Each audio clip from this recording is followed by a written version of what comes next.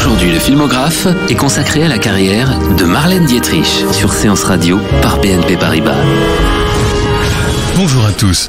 Bonjour Antoine Cyr. Aujourd'hui, le filmographe de Séance Radio est consacré à une star, Marlène Dietrich. Ah oui, quelle star. Marlène Dietrich, si souvent cantonnée à des rôles de chanteuse de cabaret, était une femme d'une intelligence et d'une culture exceptionnelle. Alors contrairement à la légende, c'est pas elle qui a fait de Lily Marlène une chanson fétiche des soldats américains, ce sont les soldats anglais qui ont pris l'habitude d'abord de l'écouter sur la radio allemande qui la diffusait dans les zones de combat en Yougoslavie, puis en Afrique du Nord.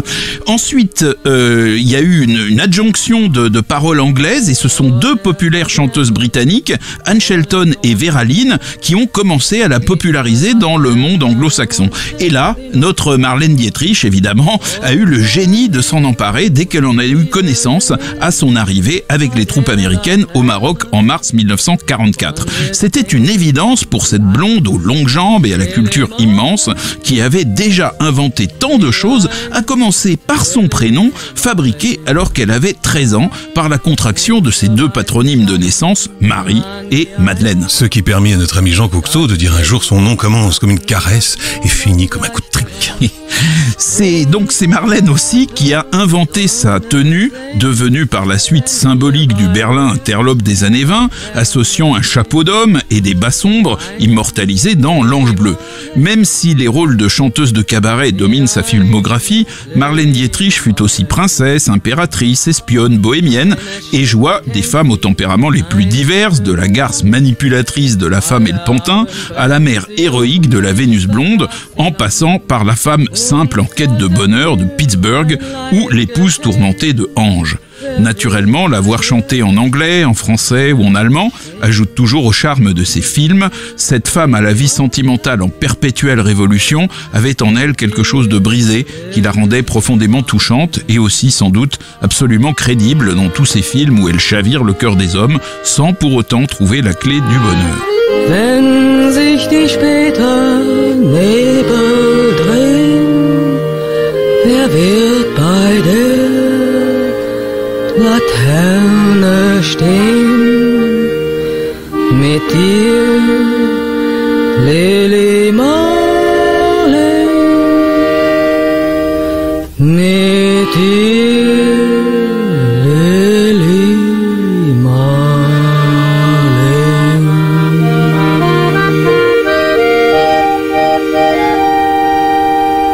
Née à Berlin en 1901, Marie-Magdalène Dietrich est la fille d'un officier prussien qui meurt alors qu'elle est encore enfant. Suite à ce drame, elle est élevée par sa mère, toute seule, qui finit par se remarier avec un officier de cavalerie qui va décéder pendant la Grande Guerre.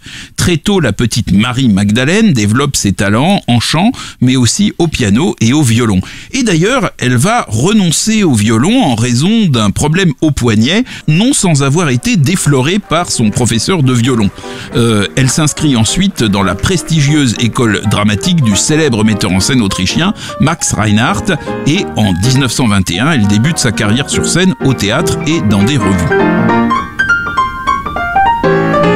En 1923, elle épousa l'assistant metteur en scène Rudolf Sieber, avec qui elle vécut peu, mais resta officiellement mariée jusqu'à sa mort en 1976, et avec qui elle eut sa seule fille, Maria, née en 1924. Future Maria Riva qui en 1992 fera paraître un livre où elle se montre très sévère avec sa chère maman. Eh oui. Alors, bien sûr, très rapidement, la vie de Marlène Dietrich se déroule sans ce Rudolf Sieber, mais il l'aide à obtenir son premier rôle crédité au cinéma dans Tragédie de l'amour de Joe May, où elle côtoie Emile Jannings, son futur partenaire de L'Ange bleu. Il exista longtemps une rumeur, semble-t-il totalement fausse, selon laquelle elle aurait joué dans La Rue sans joie de Pabst avec Greta Garbo. En revanche, elle a tourné en Allemagne des films muets pour William Dieterle et Curtis Bernhardt, deux réalisateurs qui feront les beaux jours d'Hollywood après avoir fui le nazisme. Elle va d'ailleurs retrouver Dieterle en 1944 pour Kismet, une fantaisie orientale en technicolor. En 1929, Marlène Dietrich joue le rôle d'une aviatrice américaine qui tentait la traversée de l'Atlantique dans Le Navire des hommes perdus, une production allemande qui est le dernier film muet du grand réalisateur français après Maurice Tourneur. Où pour la première fois, il a comme assistant son propre fils, Jacques Tourneur, qui va pas tarder lui aussi à passer à la réalisation. Jusqu'à la fin des années 20, elle se produit au théâtre et au music-hall et elle semble préférer la scène à l'écran. Mais elle est repérée par Joseph von Sternberg qui projette de tourner L'Ange bleu en version allemande et en version anglaise. Il découvre dans un théâtre cette Marlène Dietrich à la fois magnifique, dotée de tous les talents de la scène et capable de jouer indifféremment en allemand, en français ou en anglais. Il m'a créé, dira Marlène Dietrich à propos du réalisateur qui lui offre le rôle de Lola Lola, la danseuse de cabaret qui envoûte un vieux professeur de littérature interprété par Emil Jannings. La chanson qu'elle chante dans L'Ange bleu, Ich bin von Kopf bis Fuß auf Liebe eingestellt, c'est-à-dire je suis faite pour l'amour de la tête aux pieds, devient un classique de l'époque.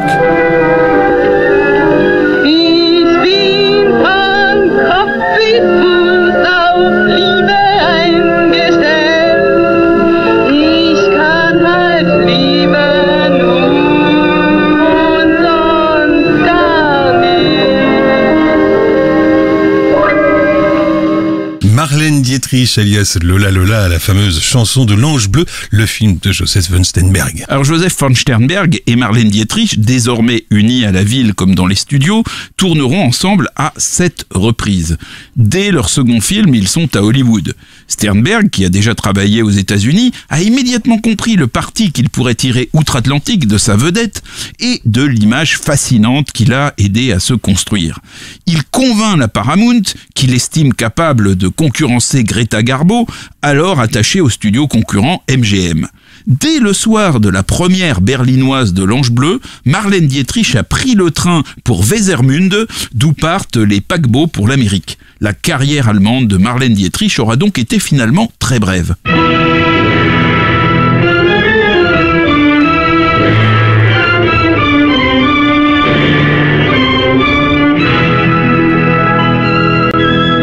Elle l'est d'autant plus que L'Ange bleu n'est pas projeté outre-Atlantique avant la sortie du premier film hollywoodien avec Marlène Dietrich, et c'est donc avec Cœur brûlé, Morocco, tourné en 1930 dès son arrivée, que le public américain la découvre. Sur une musique, comme vous l'entendez, très orientalisante de l'Autrichien Karl Adjos.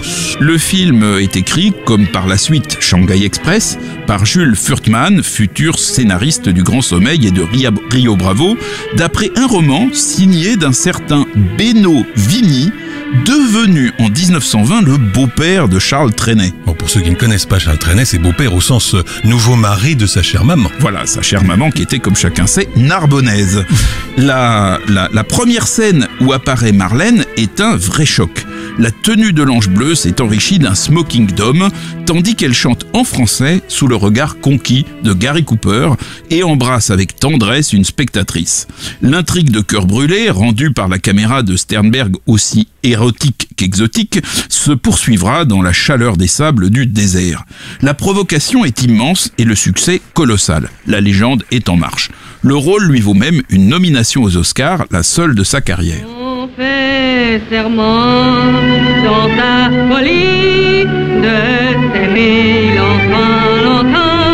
On est charmant, elle est jolie, c'est par un soir de gai printemps. Mais un beau jour, pour rien sans cause, l'amour se fane avec les fleurs, et on reste là toute chose. Le cœur serré, les yeux remplis de pleurs. Lorsque tout est fini, quand se meurt votre bon rêve, pourquoi pleurer les jours s'enfuir, regretter les anges partis? Les baisers sont flétris, le roman vite s'achève, l'élan est à jamais meurtri, quand tout est fini. Un extrait secret de Cœur brûlé, Morocco, donc le titre original. Marlène Dietrich en smoking et chapeau claque chantant Quand l'amour meurt. C'est une chanson écrite en 1904 par des Français Octave Crémieux et Georges Milandi et que Jeanne Moreau reprendra 40 ans plus tard dans le Petit Théâtre de Jean Renoir, le dernier film de Jean Renoir. C'est donc à Marlène Dietrich qu'Antoine Cyr a décidé de consacrer ce nouveau filmographe. On la retrouve à Hollywood où elle poursuit sa collaboration avec Sternberg.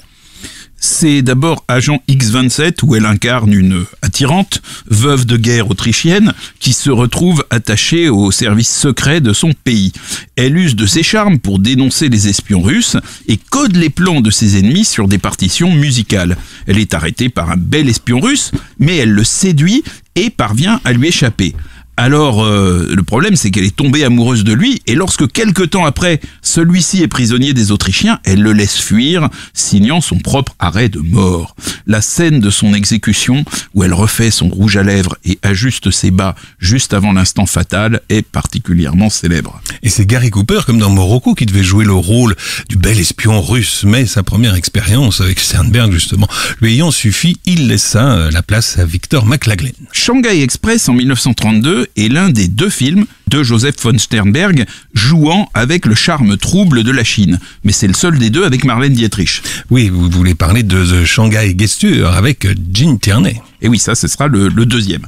Donc là, nous sommes sur Shanghai Express avec Marlène Dietrich et on y trouve une Marlène Dietrich qui est amincie par rapport à ses films précédents. Elle est presque un petit peu rondelette dans Agent X-27 et dans L'Ange Bleu. Là, elle a changé un peu de gabarit et elle est Shanghai Lily, une courtisane nommée Magdalene, un prénom proche de celui de l'actrice qui quitte donc dans ce film Pékin pour rejoindre Shanghai et retrouve Doc, un médecin militaire interprété par Clive Brook, qui fut un de ses amours de jeunesse. Leur idylle, donc l'idylle de Marlène Dietrich en Shanghai Lily et de Clive Brook en Doc, cette idylle pourrait reprendre son cours, mais le passager Chang, qui est joué par Warner Holland, un Suédois également connu comme interprète de Charlie Chan et de Fu Manchu, s'avère être un seigneur de la guerre qui place le convoi sous sa domination et veut posséder les charmes de Shanghai Lily. L'affrontement entre Chang et Doc va être terrible, ce dernier ne devant son salut qu'au fait que Shanghai Lily a accepté de se donner au seigneur de la guerre pour éviter les pires sévices à son amour de jeunesse. Marlène Dietrich n'avait probablement jamais été aussi bien filmée que dans Shanghai Express, où elle est au sommet de sa sensualité. Chacune de ses apparitions, dont la première derrière une voilette noire qui ajoute à son mystère, est un chef-d'œuvre esthétique. La scène de ses retrouvailles avec Doc dans le train en marche, avec le vent qui fait bouger ses cheveux et palpiter son épais col de fourrure, est somptueuse. Shanghai Express est l'un des films les plus esthétiquement parfaits de l'âge d'or d'Hollywood. Et d'ailleurs, Lee Garmes, le directeur de la photographie, déjà nommé pour Morocco, cette fois remportera l'Oscar. La fusion du couple Sternberg et Dietrich est totale, au cinéma en tout cas. Parce que sentimentalement, il commence à se déliter. Marlène passe de plus en plus de temps avec le grand français d'Hollywood, Maurice Chevalier, qui rompra par un télégramme plutôt expéditif en février 1933. It isn't often that I want a man, but when I do, it's just too bad.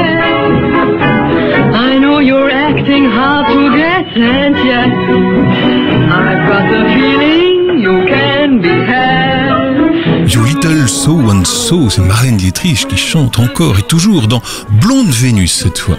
Dans Blonde Vénus, Sternberg donne à Marlène Dietrich l'un de ses rares rôles de mère. Elle est l'épouse d'un scientifique, Herbert Marshall, qui a été irradié pendant ses expériences. Seul peut le sauver un traitement coûteux que le couple n'a pas les moyens de s'offrir et qui suppose que le malade se rende en Allemagne. Marlène Dietrich décide de reprendre son ancien métier de chanteuse pour offrir à son mari le prix du voyage. Et finalement, elle lui paye le traitement entier, mais pas grâce à son métier. Elle le lui paye grâce à l'argent d'un millionnaire qui est devenu son amant et qui est interprété par Cary Grant. Et à son retour, le scientifique, qui est guéri évidemment, découvre l'infidélité de sa femme et ne veut plus la voir. Alors elle s'enfuit avec leur fils, mais ils sont retrouvés par un agent fédéral pendant qu'ils s'étaient réfugiés dans un état du Sud. Nombreux sont les registres et les morceaux de bravoure de Marlène Dietrich dans ce film, émergeant aux surprises d'un très convaincant costume de gorille pendant un spectacle, mère attentive racontant des histoires à son enfant, rongée par la honte et jouant de son chapeau pour cacher son regard pendant sa fuite, utilisant finalement tous ses charmes pour convaincre son mari de reformer leur couple. Sans doute son rôle le plus touchant depuis Agent X-27. Et vous parlez de son costume de gorille, 65 ans plus tard, en 1997, Uma Thurman rendra hommage à Marlène en apparaissant exactement comme elle, déguisée en gorille, pendant la scène du bal des fleurs à Gotham City, dans Batman et Robin de Joel Schumacher. L'arrivée du code Hays, code d'autocensure d'Hollywood, entré en vigueur le 1er juillet 1934, interdit explicitement de montrer à l'écran la prostitution, et donc les comportements apparentés de courtisanes. Qu'à cela ne tienne, Marlène Dietrich en profite pour renouveler son genre après 5 rôles de femme légère et devient ni plus ni moins impératrice. Elle est Catherine II de Russie dans L'Impératrice rouge. Le film est un tourbillon d'humour et d'amour qui se conclut par la charge époustouflante des chevaux de l'armée portant Catherine II au pouvoir. Le film est pourtant un terrible échec commercial. Et c'est à Maria Riva, donc la propre fille de Marlène Dietrich, alors âgée de 10 ans, que l'on confia le rôle de l'impératrice, enfant évidemment. Ensuite, en 1935, nous avons La Femme et le Pantin. C'est la dernière collaboration de Marlène Dietrich avec Sternberg. Là, alors la carrière de ce film va être désastreuse et on est pourtant en droit d'adorer cette fantaisie pleine de couleurs, même si elle est évidemment filmée en noir et blanc, inspirée de l'écrivain français Pierre Louis et qui se passe en Espagne pendant un carnaval. D'ailleurs, Marlène a déclaré elle-même que c'était son film préféré. Eh ben, elle n'a pas forcément tort. Dans ce film, 2 hommes, le mûr Lionel Atwill et le juvénile et coquin d'ailleurs César Romero, vont se battre en duel pour la belle Concha qu'interprète la non moins belle Marlène, incarnation de la femme à qui aucun homme ne résiste jamais. Elle ne peut s'empêcher de les mener par le bout du nez, d'où le titre français, tandis que le titre anglais, The Devil is a Woman, insiste sur le côté diabolique du personnage. Cette virevoltante fantaisie espagnole doit se lire comme une ode au jeu de l'amour et à la beauté des femmes, mais ce n'est pas du tout comme cela que le comprit l'ambassadeur ibérique aux États-Unis, qui considéra ce film comme une insulte à son pays et à son peuple, peut-être parce que Concha chante qu'elle a 3 amants et qu'elle est fidèle à chacun d'eux. Pour éviter les représailles, le gouvernement américain ordonna à la Paramount de détruire toutes les copies du film. Alors, bien que le studio se soit abstenu de détruire le négatif, on crut celui-ci perdu pendant longtemps et le film demeura invisible jusqu'à ce que la copie personnelle de Sternberg soit exhumée pour le Festival de Venise 1959. Festival de Venise qui avait présenté le film en 1935 et qui lui avait attribué le prix de la meilleure photo. I'm romantic, so romantic, that I often wish I had a more discreet heart. But believe me, please believe me, when I tell you that I haven't got a sweetheart. Do you mean to say that you have none? Did you hear me say that I had none? No, I only said I haven't one.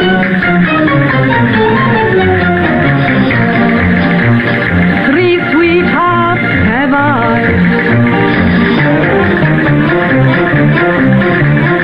3 handsome sweethearts.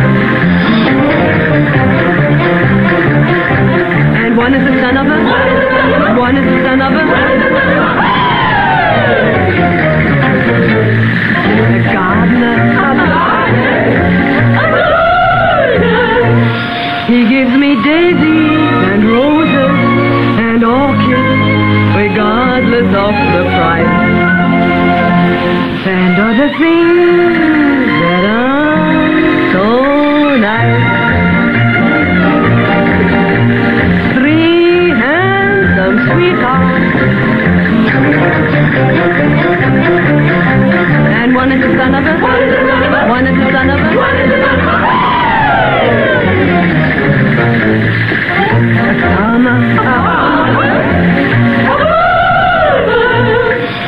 He gives me butter and carrots and onions, no other farmer would, and other things that are so good. 3 handsome sweethearts, son of a, one is the son of a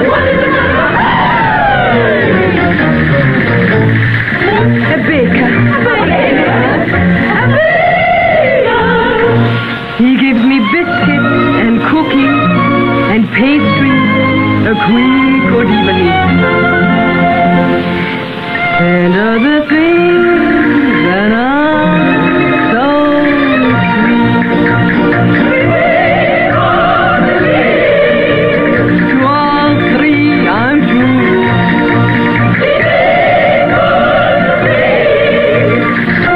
and I could be as true to you.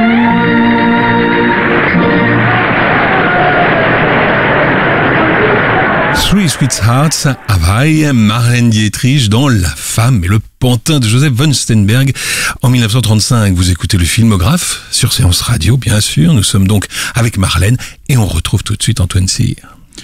Désormais, les chemins de Marlène Dietrich et de Joseph von Sternberg se séparent. Pas question pour Marlène de rentrer en Allemagne, malgré les appels du pied des nazis. Elle est fermement opposée évidemment à ce régime et elle va obtenir la nationalité américaine en 1937 et finalement elle ne reviendra dans son pays d'origine que sous l'uniforme de l'armée de sa nouvelle patrie, l'Amérique. En 1936, elle joue dans Désir, un film de Frank Borzage avec Gary Cooper. Ce film devait être initialement réalisé par Ernst Lubitsch. Lorsque son association avec Sternberg avait pris fin, Marlène Dietrich avait signé un nouveau contrat avec la Paramount, prévoyant qu'au moins un film devrait être tourné avec Lubitsch. Mais celui-ci était devenu entre-temps directeur des productions de la Paramount, et finalement il dut renoncer temporairement à la mise en scène. Sollicité pour le premier rôle masculin, Gary Cooper hésitait parce qu'il redoutait que Sternberg soit rappelé et oriente le film, comme il l'avait fait pour Morocco, à l'avantage de Dietrich. Mais finalement, Marlène Dietrich obtient le droit de choisir le réalisateur et elle opte pour Borzage. Et Borzage adora travailler avec elle. Il a dit « Elle ne mange presque rien, mais elle adore faire la cuisine. Voilà ce que j'appelle une actrice idéale. » Marlène Dietrich arrive dans le film en commettant un hilarant vol de bijoux, en fausse épouse d'un psychiatre réputé, vêtue d'une incroyable robe blanche avec gants et chapeau noir. Sa rencontre tout aussi désopilante avec Gary Cooper, auprès de qui elle se fait passer pour une comtesse, débouche sur une idylle parfaitement romantique, filmée avec de somptueux gros plans. Et alors ce film, Désir, est le remake d'un film allemand tourné 3 ans plus tôt, avec dans le rôle principal Brigitte Helm, créature de Métropolis de Fritz Lang, éternelle rivale de Marlène, puisque c'est à elle que Sternberg avait d'abord pensé pour l'Ange bleu. Au final, Désir est une comédie romantique et mondaine, dont l'intrigue est ancrée dans l'univers de Lubitsch, qui réalisera lui-même un petit nombre de scènes additionnelles, mais dont l'esthétique est entièrement celle de Borzage. C'est le seul film du maître du romantisme avec Marlène Dietrich. Il faut se réjouir qu'il existe, ne serait-ce que pour ces magnifiques vues de l'actrice, en gants de cuir, casquette et écharpe de soie légère, filant au volant d'une Auburn Speedster, l'une des voitures américaines les plus somptueuses jamais dessinées. Et c'est dans ce film que Marlène Dietrich chante la magnifique complainte Awake in a Dream, en lançant des œillades enflammées à Gary Cooper, qui manifestement adore ça. You're here, and I'm here, with your heart and my heart, awake in the dream of romance and delight. Can it be that tonight is Awake in a Dream, Marlène Dietrich dans Désir en 1936. Toujours en 1936, Richard Boleslavski réalise Le Jardin d'Allah, film produit par David O. Selznick, qui s'assure le concours de Marlène Dietrich pour $200,000. Son personnage y rencontre l'amour dans le désert avec le French lover Charles Boyer, audacieusement employé ici en moine trappiste, faut quand même le faire, qui ne parvient pas à tenir, ça c'est plus logique, qui ne parvient pas à tenir ses vœux. Oui, ça on le comprend bien, et en plus c'était la première fois qu'on voyait Marlène en Technicolor. Et au début du film, dans le couvent justement, on retrouve brièvement la fille de Marlène, Maria toujours, alors âgée de 12 ans. En 1937, nous avons Le Chevalier sans armure. Ça, c'est un film formidable qui se déroule en Russie, qui a été produit en Grande-Bretagne par Alexandre Korda et qui a été réalisé par Jacques Feder, le grand cinéaste né belge et devenu français. Et qui venait de réaliser la très flamande Kermesse héroïque. Absolument. Ik ben het eens, comme disent les Flamands quand ils veulent dire nous sommes d'accord. Pourtant, ce film est, par son ampleur, l'un des plus hollywoodiens jamais tournés par Marlène Dietrich. Ampleur du sujet d'abord, la révolution bolchevique. Ampleur du décor ensuite, toute la Russie.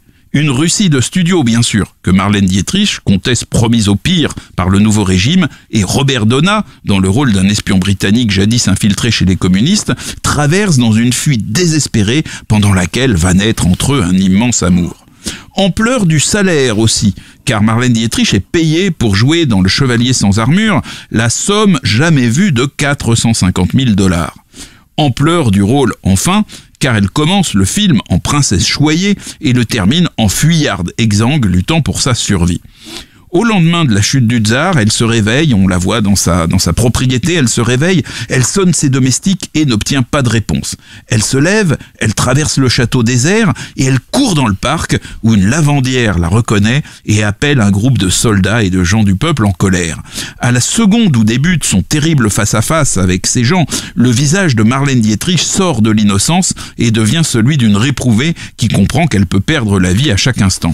Le Chevalier sans armure, palpitante fresque sur une convulsion de l'histoire et superbe film d'amour, est peut-être le plus méconnu des grands rôles de Marlène Dietrich. Et dans son livre de souvenirs, La traversée d'une vie, Françoise Roset, qui était l'épouse de Jacques Feder, qui l'a été pendant un peu plus de 30 ans, rappelle que le rôle principal du film et du scénario original revenait de fait à Robert Donat, mais comme il n'avait trouvé aucun scénario pour Marlène, Korda, le producteur, lui confia le rôle de la comtesse, qui était moins important, mais qui de ce fait fut réécrit et très largement augmenté au détriment de son partenaire. Le pauvre Robert Donat s'est vu retirer à peu près la moitié de son rôle, écrivait Françoise Roset dans son livre. Françoise Roset qui, il est vrai, n'avait pas sa langue dans sa poche. C'est vrai. 1937, c'est aussi l'année d'Ange, un film d'Ernst Lubitsch dans lequel Marlène Dietrich ne chante pas, ne danse pas, mais interprète l'épouse délaissée d'un haut diplomate anglais, joué par Herbert Marshall, qui, un peu par jeu et un peu par coïncidence, a suscité l'amour fou d'un autre Britannique interprété par Melvyn Douglas. Le film débute par un quiproquo, on s'attend à voir Marlène Dietrich en héroïne de comédie lubitchienne, comme l'a été avant elle Miriam Hopkins et le seront plus tard Claudette Colbert ou Carole Lombard. Mais la partition que Lubitsch et son scénariste Samson Raphaelson font jouer à Marlène Dietrich est celle, tout en finesse et en mélancolie rentrée, d'une femme souffrant sincèrement d'être délaissée, tout en étant désireuse, si c'est possible, de sauver son ménage. Mais le film n'a eu absolument aucun succès, ni public, ni critique. Après plusieurs échecs commerciaux, Marlène Dietrich est classée en 1938 parmi les poisons du box-office par le président d'un syndicat professionnel de distributeurs indépendants. Heureusement, le succès est bientôt de retour avec Femme ou démon en 1939 de George Marshall, un western qui mélange comédie et quand même mélodrame avec James Stewart en adjoint du shérif qui entreprend de pacifier une ville par des moyens non violents. Le rôle de Marlène Dietrich n'est en soi pas surprenant, elle est une chanteuse de saloon qui mène par le bout du nez ses concitoyens et qui participe à de misérables combines. Mais délaissant les poses équivoques de l'ange bleu, elle abandonne toute velléité d'exotisme, ou plus exactement, renonce à son charme européen, vénéneux, ambigu, pour obéir avec truculence aux traditions ripailleuses de l'Ouest américain, chantant une chanson dont le refrain dit « Demande aux garçons dans l'arrière-salle ce qu'ils prennent et dis-leur que je veux la même chose ». What the boys in the back room will have, and tell them I'm having the same. Go see what the boys in the back room will have, and give them the poison they name. And when I die, don't spend my money on flowers and my picture in a frame. Just see what the boys in the back room will have, and tell them I sigh.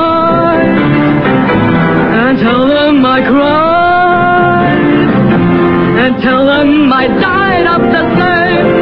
And when I die, don't buy a casket of silver with the candles all aflame. Just the boys in the back room will have, and tell them I sighed, and tell them I cried, and tell them I died of the same. And Bernard, I don't pay the preacher for speaking of my glory and my fame. Just see what the boys in the back room will have, and tell them I sighed, and tell them I cried, and tell them I died of the same. See what the boys in the back room will have, en version originale. Donc la chanson que chante Marlène Dietrich dans Femme ou Démon, qui restera le premier western de James Stewart, qui remplace ici Gary Cooper, trop gourmand côté cachet. Avec Antoine Cyr, on poursuit notre balade dans la filmographie de Marlène Dietrich et on la retrouve en 1940. Dans La Maison des Sept Péchés, en 1940, de Tay Garnett, qui se déroule en Asie, elle est encore chanteuse de cabaret et retrouve un registre qui lui est plus familier, en chantant en uniforme de la Navy. John Wayne est le jeune officier qui est bientôt tiraillé entre le devoir et sa passion pour Marlène. En 1941, nous avons L'Entraîneuse fatale. Le titre original, c'est Manpower. C'est un film de Raoul Walsh avec George Raft et Edward G. Robinson, qui est consacré au rude courage des hommes qui travaillent alors dans les centrales d'électricité. Mais chacun sait que l'ambiance d'un film ne saurait être totalement électrique sans l'intervention d'une femme fatale pour semer le drame entre les deux héros masculins. Et c'est une magnifique Marlène Dietrich qui se charge fort bien de cette besogne dans le rôle de Faye, une chanteuse de cabaret. Elle est repoussée par George Raft, qui la considère comme une traînée, mais elle devient la femme du beaucoup moins séduisant, il faut le dire, Edward G. Robinson. Les choses évolueront pendant le film, mais la sensualité et le maquillage de la belle Marlène resteront toujours intacts, même sous la pluie battante. Et dans ses mémoires, Raoul Walsh parle peu de ce film, il rappelle juste que, étiqueté comme un metteur en scène de films où ne figuraient que des hommes, il fut ravi de diriger Marlène Dietrich, qu'il qualifie de grande star. Voilà, sans plus, ni voilà. voilà. D'ailleurs, sur la distance quand même, Raoul Walsh comme metteur en scène de films où il y avait que des hommes, c'est quand même un peu abusif parce que avec Aida Lupino, Virginia Mayo, Yvonne De Carlo, il s'est bien rattrapé par la suite quand même.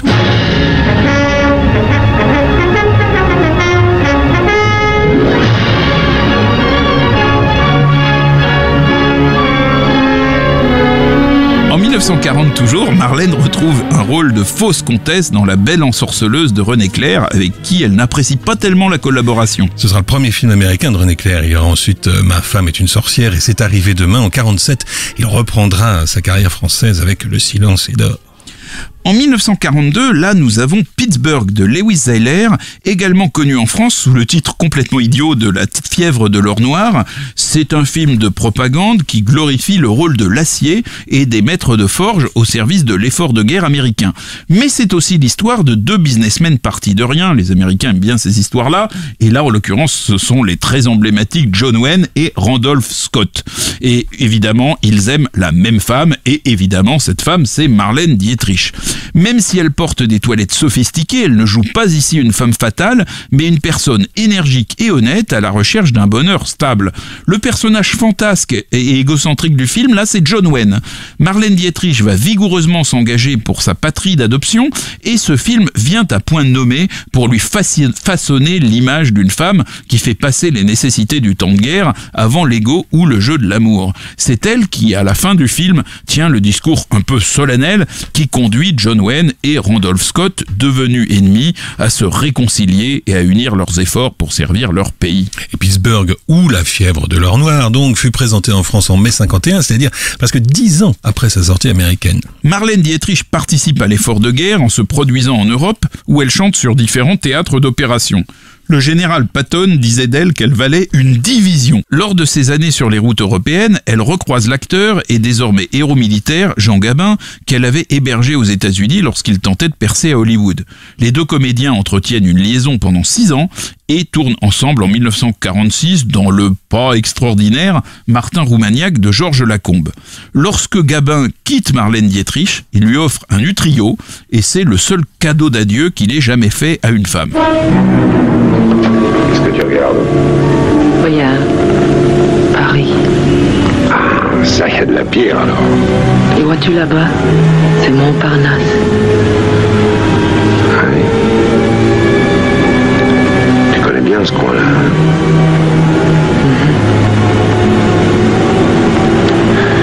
Dis donc, on va se presser si tu veux qu'on aille au casino de Paris.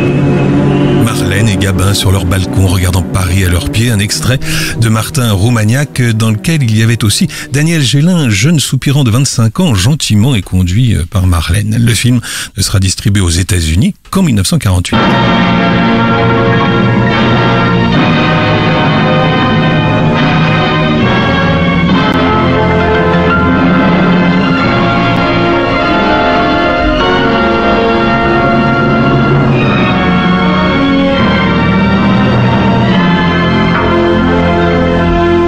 Après 3 ans d'absence, Marlène Dietrich revient à Hollywood et à la Paramount pour jouer un rôle de bohémienne brune dans Les Anneaux d'or de Mitchell Leisen.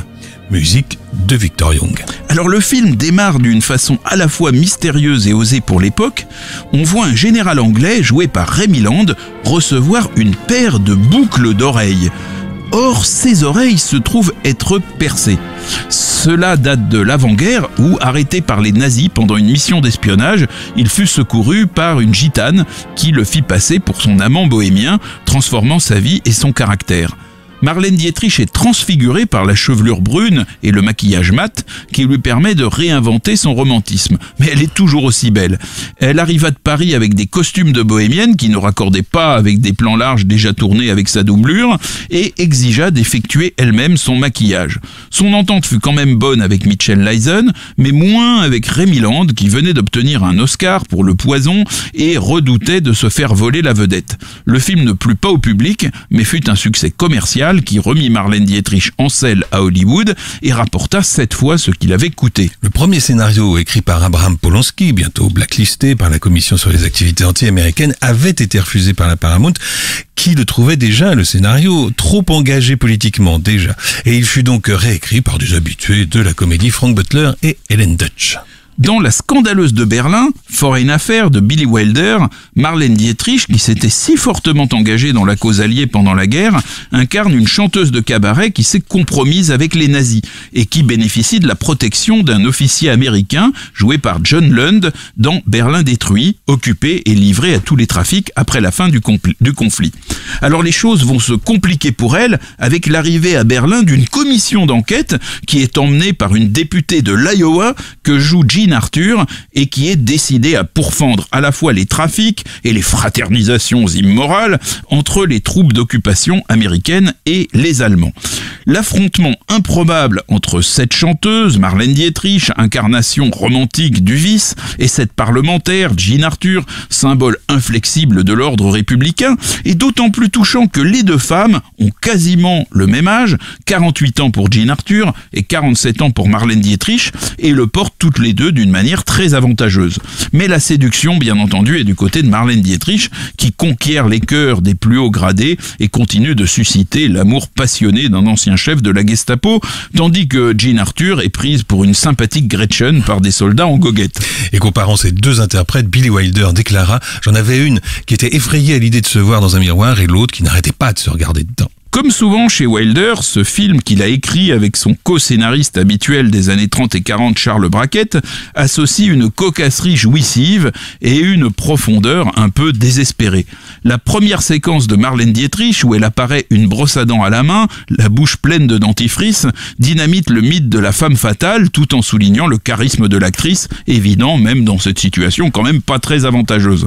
Marlène chante comme souvent, beaucoup dans ce film, de belles complaintes romantiques en anglais et en allemand. Elle fait tourner toutes les têtes, désarçonnant même les très sérieux policiers militaires venus l'arrêter. Sa beauté, son charme, son charisme suffisent à mettre le spectateur de son côté et à lui laisser espérer que quoi qu'il arrive, elle s'en sortira toujours. Dans son fameux entretien avec Volker Schlöndorff, Wilder confirme qu'il avait pensé à Marlène Dietrich dès le début du projet. Il précisait même, pour expliquer ça, qu'elle revenait du front où elle avait passé plus de temps que moi et plus de temps que Eisenhower. Black Market. Sneak around the corner, Budapester Straße. Black Market. Peek around the corner. La police qui passe. Come, I'll show you things you cannot get elsewhere. Come, make with the offers, and you'll get your share. Black market, eggs for statuettes, smiles for cigarettes.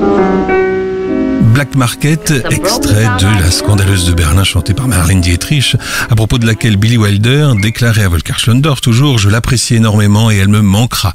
Enfin, si c'est moi qui pars avant elle, je lui manquerai. » Et finalement, c'est elle qui est partie la première. Eh oui.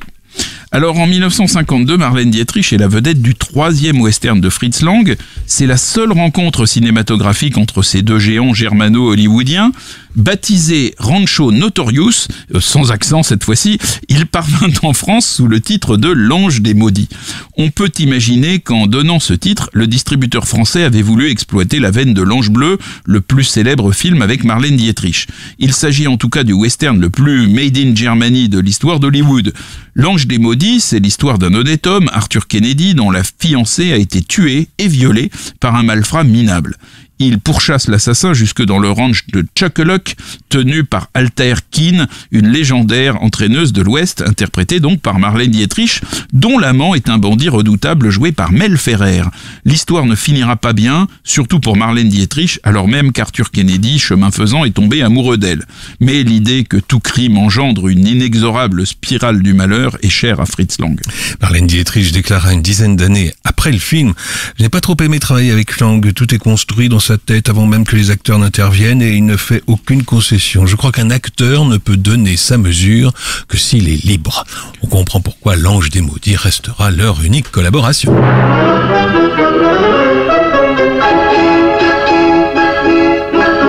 En 1950, Marlène Dietrich joue dans Le Grand Alibi. C'est un Hitchcock, à l'intrigue embrouillée à souhait, qui se déroule en Angleterre et dont tout le casting est britannique en dehors de Dietrich et de l'américaine Jane Wyman, la première épouse de Ronald Reagan.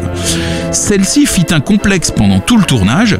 Chaque fois qu'elle allait au rush, elle se comparait à Dietrich et se mettait à pleurer, a raconté Hitchcock à François Truffaut. Pourtant, l'entente entre les deux actrices fut excellente. Marlène Dietrich joue le rôle d'une chanteuse dont le mari a été assassiné. L'un des très rares flashbacks mensongers de l'histoire du cinéma fait croire à sa culpabilité pour ce meurtre. Un flashback qu'on lui a beaucoup reproché d'ailleurs. Et c'est dans ce film que Marlène chante La vie en rose, entre autres. Marlène Dietrich se plut beaucoup à Londres, nouant d'ailleurs une idylle avec son partenaire du Grand Alibi, Michael Windling. Futur deuxième mari d'Elizabeth Taylor. Et donc Marlène Dietrich va rester par la suite en Grande-Bretagne pour jouer dans Le Voyage fantastique de Henry Koster avec James Stewart, un film où elle prend parti pour un ingénieur décidé à dénoncer les risques présentés par l'usure anormale de la queue d'un modèle d'avion. C'était la première fois que James Stewart tournait en dehors des États-Unis et c'était leur dernier film ensemble, 12 ans après Femme ou démon. Attention, ce Voyage fantastique n'a évidemment rien à voir avec Le Voyage fantastique, le film de science-fiction que Richard Fleischer tournera 15 ans plus tard. Voilà, et qui lui parlait d'un voyage dans le corps humain. Voilà, avec la splendide Raquel. Voilà. Ladies and gentlemen, Miss Marlène Dietrich. Inquiétée par le macartisme et engagée contre la guerre froide, Marlène Dietrich se raccroche dans les années 50 à son autre carrière, celle de chanteuse. En plus d'enregistrer des disques, elle se produit dans différents pays, dont la France et l'Allemagne. Lors de ces spectacles, elle tente de faire revivre la Marlène immortalisée par l'Ange Bleu. In love again. Never wanted to. What am I to do? I just can't help it.